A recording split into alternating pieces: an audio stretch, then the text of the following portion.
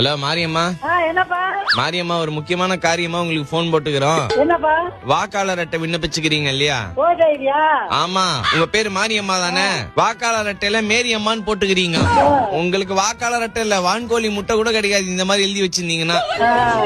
ஓட்டு போடுறது நமக்கு என்னது? நம்மளுடைய உங்ககிட்ட கேக்குறேன், ஏன் எனக்கு புரியாதியா? ஓட்டு போடுறது நம்மளோட கடமை. இப்ப மேரியம்மான்னு போட்டுக்கிறாங்க உங்க பேரை. இப்படிதான் பேரு, ஒரு வாட்டி மாரியம்மான்னு வரும், ஒரு வாட்டி மேரியம்மான்னு வரும்.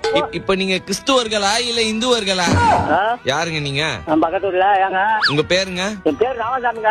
ஏங்க, மாரியம்மாக்கு பதிலா மேரியம்மான்னு குத்துக்கிறாங்க. இப்ப அவங்கள நாங்க கிறிஸ்டின்ஸ்ல சேர்த்துக்கிறோம். அப்போ இல்ல இல்ல, நான் கிறிஸ்டின் இல்ல, நம்ம தமிழாளுங்க.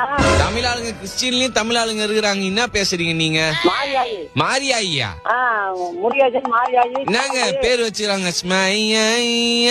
இந்த மாதிரி மாரியாயினா பேர் வச்சுக்கிறாங்க.